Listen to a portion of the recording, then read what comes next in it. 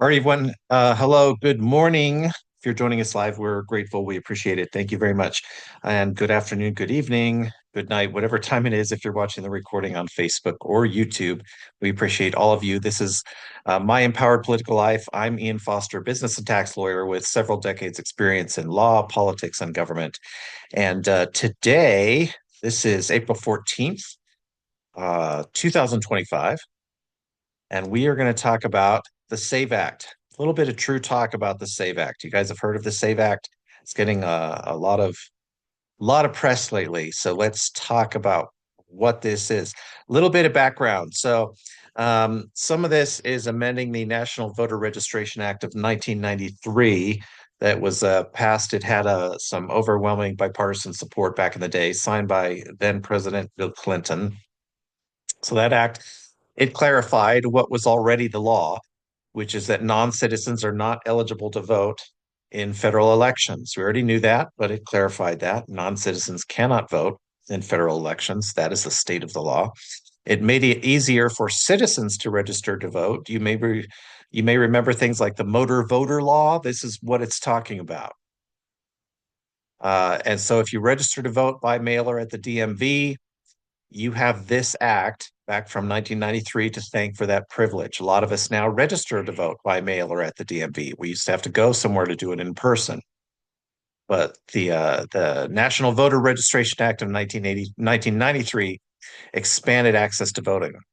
Now, to be clear, it has always been the law that non-citizens are not eligible to vote in state or federal elections. That's just the law. It's always been the law. There's nothing new about it. Non-citizens can vote in local elections, city or county elections, if the local government allows it. But that's up to individual local governments. And we have a patchwork of laws around the country. We have places where non-citizens cannot vote in local elections, places where they can. Totally depends on where you live and what your local city and county says. So non-citizens can vote in local elections if the local government allows it, but non-citizens are not eligible to vote in state and federal elections. That is the state of the law. It's always been the state of the law. I want to be clear that voting by non-citizens in state and federal elections is not an actual problem. There was a 2017 study by the Brennan Center. They looked at a number of states and jurisdictions, and they examined 23.5 million votes in a single election. And out of those 23.5 million votes, they found 30 potential non-citizen votes. 30 potential, not even actual, but 30 potential non-citizen votes out of 23.5 million votes actually cast in that election. Last year in 2024, Georgia did an audit of their voting rolls. Out of 8.2 million registered voters, they found 20 non-citizen votes. 20 out of 8.2 million. So it's not that it never happens. I'm not going to claim it never happens. It does happen. It's just stunningly rare, and it's such a tiny percentage of the vote. We had a 2016 study out of North Carolina. Out of 4.8 million votes cast, they found that 41 green card holders voted. Again, 41 out of 4.8 million votes cast.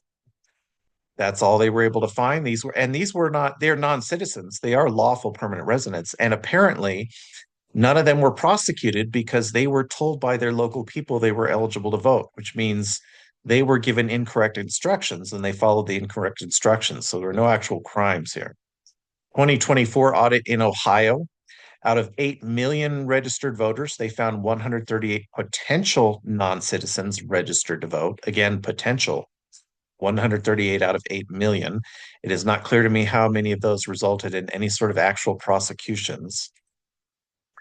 A 2024 audit in Texas found that out of 18 million registered voters, there were 1,900 potential non-citizens. So 1,900 potential non-citizens out of 18 million registered voters, and very few of those resulted in actual prosecutions. Often when they do these audits, they come up with a list of potential non-citizens and realize that most of them had perfectly reasonable explanations. Also, voting by non-citizens is an incredibly risky thing for a non-citizen to do. and there's no real gain for them. So there's not a lot of incentive for them to do it. If a non-citizen votes, they can be jailed for a year and then deported. And you're talking about a lot of people, especially green card holders, who have tried hard to get legal status and be here legally and do the right thing. They are generally not about to just jeopardize all of that and get deported so they can cast a vote. So there's a huge cost to them for doing this and no upside, which means from a risk assessment perspective, it does not make sense for non-citizens even to attempt to register or vote. And as we saw from some of the examples I just gave you, they do not do so in any sort of significant numbers that could affect the outcomes of elections. Now, the House of Representatives just passed H.R. 22, which is known as the SAVE Act. It's the Safeguard American Voter Eligibility Act, so they call it the SAVE Act. You've probably seen this in the news. You've seen it in your social media feeds. There's been a lot of panic about it. There's been some reasonable discussion about it. We're going to try and strike that balance today about, is there something to worry about here? Is there not? Let's see what it actually says. So they just passed the SAVE Act. It was passed by a vote of 220 to 208. All Republicans and 4 Democrats voted in favor to pass the SAVE Act just a couple days ago here.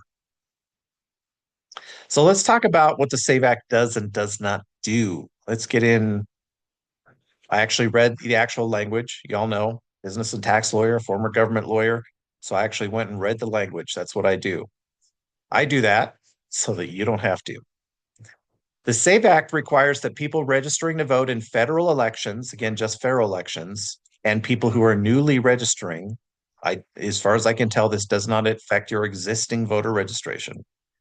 So going forward, people registering to vote in federal elections have to provide proof of citizenship. That proof might include a driver's license that complies with the Real ID requirements. Some of those have the Real ID, some of us don't, but a driver's license complying with the Real ID requirements, a United States passport as proof of citizenship, a military ID card or military record showing your place of birth. Could other include any other ID issued by a federal, state, or tribal government, because tribal governments have their own IDs that shows your place of birth, or a certified birth certificate or hospital record. So those are the sort of things you could submit for proof of citizenship going forward. Here's what the SAVE Act does not do. It does not stop voter registration at the DMV. It does not stop voter registration by mail. However, it does still require that proof of citizenship has to be presented in person. Now, if you're registering at the DMV, you can do this at the DMV. If you're registering by mail, you can bring your proof of citizenship to your polling place, especially in states that have same-day registration. So you do still have to bring in the proof of citizenship in person. The SAVE Act also does not restrict legal naturalized citizens from voting.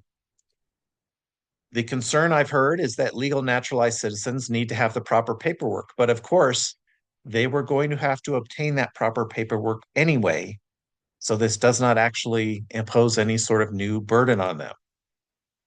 The SAVE Act does not restrict married women from voting. The concern here is that married women who change their surname cannot register until they obtain a compliant ID with the new surname.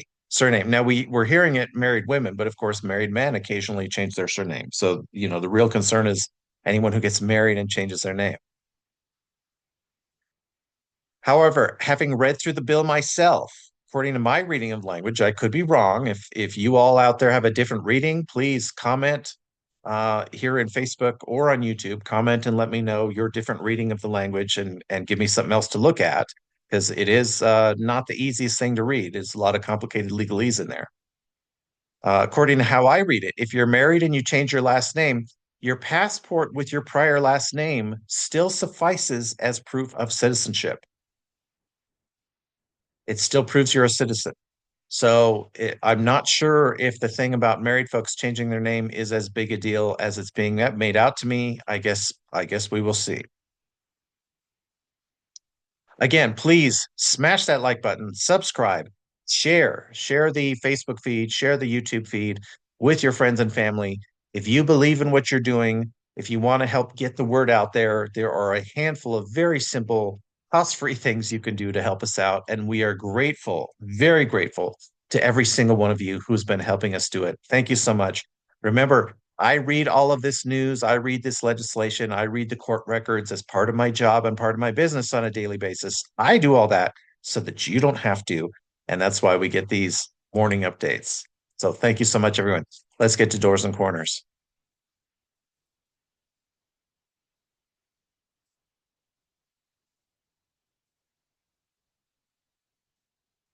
So, just like a good detective, we're going to look around the doors and corners. We're going to come in slow so that room does not eat us when we get in there. So, where do we go now?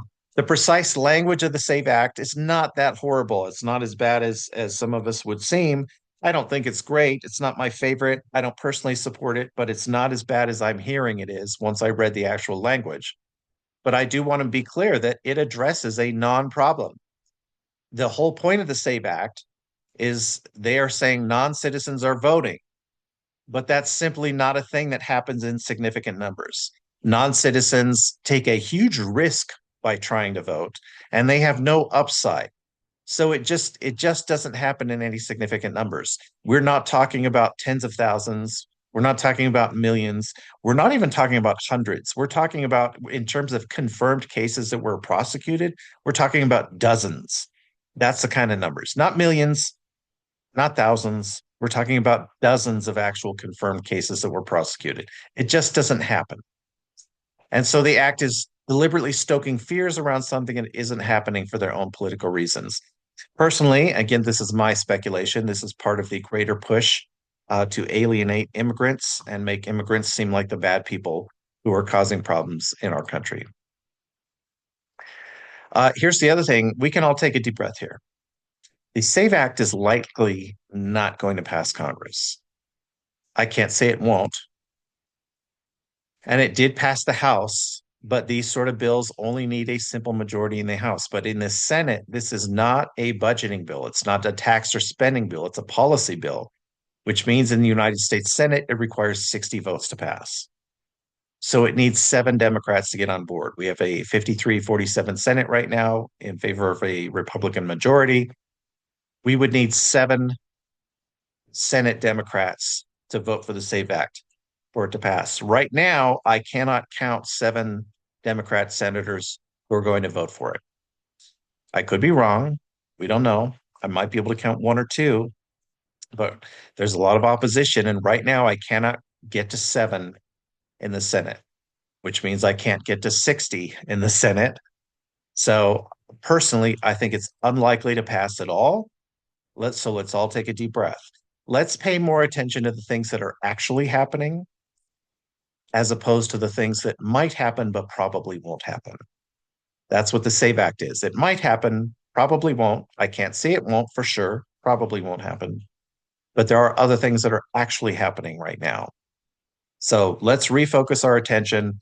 We only have so much attention. We only have so much outrage. We only have so many F's to give. And let's focus all that on the things that are actually happening. Thanks so much, everyone. I'm going to see you all tomorrow.